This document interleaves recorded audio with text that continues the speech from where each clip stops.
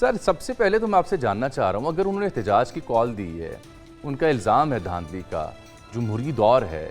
تو کیا ہم انہیں احتجاج بھی نہیں کرنے دیں گے؟ سلمان اکرم راجہ صاحب گرفتار کر لیا گیا، لطیف کھوسہ صاحب کو، حافظ فرد کے ساتھ جو سلوک ہوا میں دیکھ رہا تھا فوٹیج میں، اس کے علاوہ ایک بزرگ رہنما گاڑی کے اوپر بیٹھے ہوئے انہیں سیٹ کے نیچے کھینچا گیا ہے۔ ایسا ڈر خوف ہے کیا جو احتجاج نہیں کرنے دے رہی آپ کی سرکاریں نے؟ پہلے تو یہ ہے کہ میں بھی اپنی آواز آپ کے ساتھ شامل کروں گا کہ پرامن احتجاج جس میں جو فوکس ہے وہ پرامن پر ہے، اگر کوئی کرتا ہے تو اسے ضرور کرنے دیا جائے۔ لیکن جامع صاحب اب پاکستان کے 76-77 سال ہونے کو ہیں، ہمیں اس کا بھی تو فیصلہ کرنا ہے کہ احتجاج کے جو حاشیے ہیں وہ کیا ہیں۔ تو اگر تو کوئی پاکستانی شہری کسی دوسرے پاکستانی شہری کے کاروبار زندگی میں رکاوٹ نہیں ڈال رہا اور وہ اپنا احتجاج کر رہا ہے تو بالکل ضرور احتجاج سے اجازت ہونی چاہیے، اور یہ گرفتاریاں جو ہیں یہ کسی مسئلے کا حل نہیں ہے۔ لیکن ہمیں جو دوسری طرف ایشو ہے وہ یہ ہے کہ وہ جماعت احتجاج کر رہی ہے جو پارلیمان میں، جنہیں میں اور آپ سن چکے ہیں، جنہوں نے پھر اپنے مخالفوں کی ٹانگیں توڑنے اور بازو توڑنے کا اندیا بھی دیا ہے۔ انہوں نے کہا ہم نہیں ہونے دیں گے کسی قسم کی جو قانون سازی ہے۔ تو ان کا ایک سابقہ رویہ ہے۔ جن سڑکوں پہ آج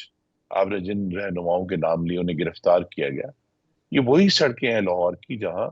اس جماعت کے کارکنوں نے پنجاب پولیس کے اوپر پیٹرول بم مارے تھے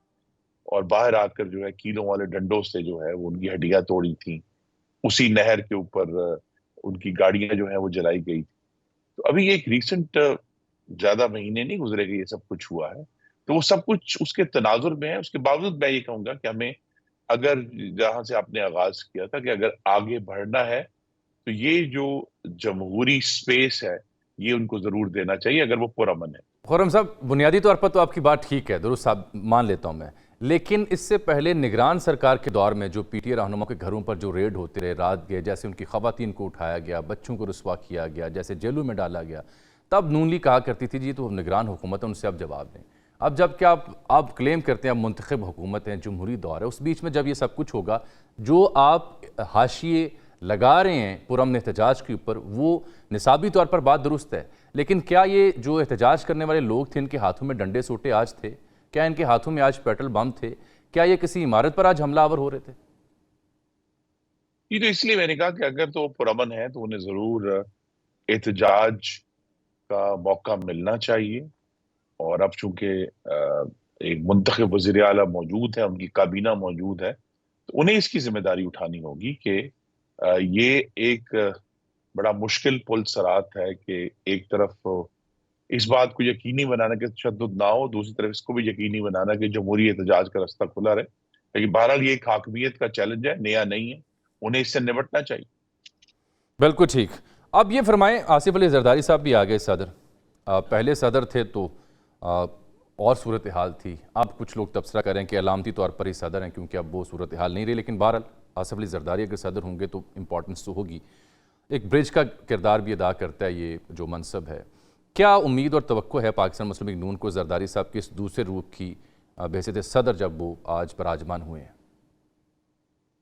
کہ ایک تو دیکھیں اب انہوں نے حلف بھی لیا ہے آج سے پہر کو، تو ان کی جو بطور صدر اسلام آباد میں موجودگی ہے وہ پاکستان پیپلز پارٹی کی وفاق میں موجودگی کی علامت ہے، کیونکہ یہاں ان کا بھی ایک حصہ ہے اور وہ موجود ہے ریاست کے اعلیٰ ترین عہدوں میں، تو اس سے تو ضرور سیاسی استحکام آنا چاہیے۔ دوسرا یہ ہے کہ ہم کہتے ہیں کہ ٹیمپریچر کم ہونا چاہیے، آپ نے بھی اس کا ذکر کیا،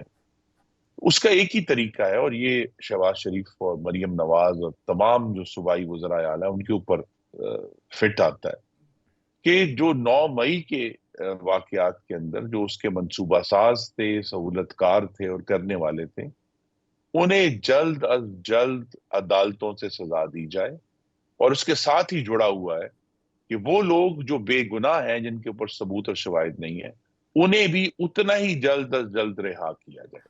تاکہ ملک میں انصاف ہوتا نظر آئے، یہ سگنل بھی جائے کہ اس قسم کی جو انسریکشن ہے اس کی اجازت نہیں ہے، لیکن جو بے گناہ ہیں ان کو بھی رہا کر کے ان کے خاندانوں کو سگنل دیا جائے کہ ریاست میں بہرحال کہیں نہ کہیں انصاف موجود ہے۔ ٹھیک، اس میں اچک زئی صاحب کی کل بڑی دلچسپ سٹیٹمنٹ تھی، آگے بڑھنے کی بات وہ بھی کر رہے ہیں، ساتھ وہ یہ کہہ رہے ہیں کہ بڑے رہنما زرداری صاحب ہوں، نواز صاحب ہوں یا عمران صاحب ہوں، انہیں رہنمائی کرنا ہوگی، راہ نکالنی ہوگی، لیکن ایک بڑا دلچسپ جملہ انہوں نے کہا، وہ یہ فرماتے ہیں کہ اگر ہم نے ایوب خان کا ماشاء اللہ، ضیاء الحق کا ماشاء اللہ یا مشرف کا دور سہ کے اسے معاف کر دیا، وہ تاریخ ہو گئی، تو کیوں نہ 9 مئی کو بھی معاف کر دیا جائے؟ آپ اس دلیل سے اتفاق کرتے ہیں؟ جی نہیں، میں بالکل اس سے اتفاق نہیں کرتا، اور یہ ایک تاریخ نے ایک سبق دیا ہے کہ اس طرح کے جو فاشسٹ حملے ہیں ریاست کے اوپر، اگر ان پر نرمی برتی جائے تو وہ دوبارہ ہوتے ہیں۔ تو لہٰذا یہ 9 مئی کا واقعہ جو ہے یہ سیاست سے ماورا تھا۔ دیکھیے، اگر جو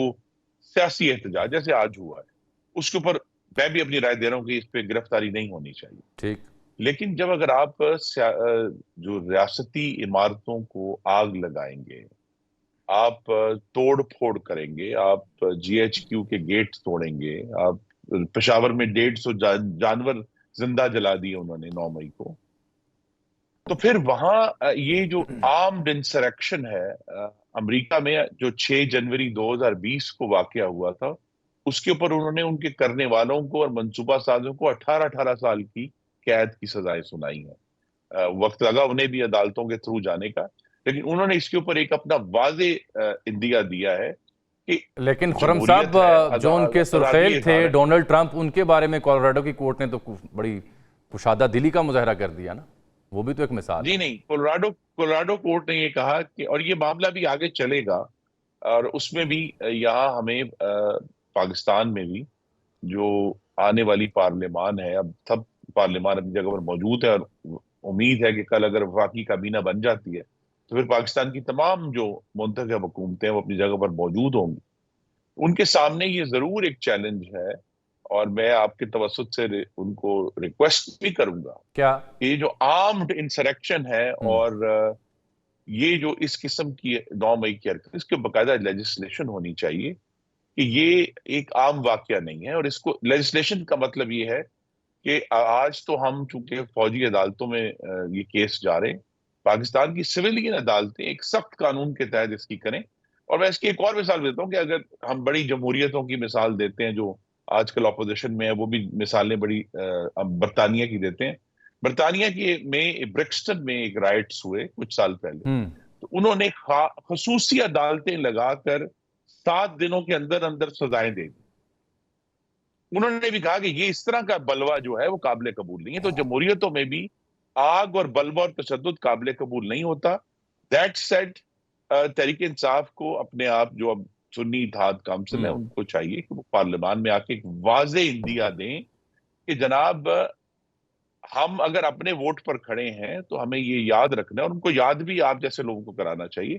کہ 70% ووٹ ان کے خلاف بھی پڑا ہے۔ اگر 30% ووٹ پڑا ہے ان کو، تو 70% لیکن ووٹ ان آپ کے دیکھیں خلاف نا، بھی پڑا ہے پاکستان جیل بیٹھا جو ان کا میں۔ رہنما ہے عمران خان صاحب، 9 مئی کے اوپر جو ابھی تازہ کور کمانڈر کانفرنس کا اعلامیہ ہے، اس کے اوپر جو ان کا بیان تھا، رد عمل تھا، بڑا مثبت تھا۔ وہ تو چاہ رہے ہیں کہ 9 مئی کے اوپر یہ تو بڑی اچھی بات ہے، ہاں، بڑی اچھی بات ہے کہ اگر کہیں نہ کہیں کوئی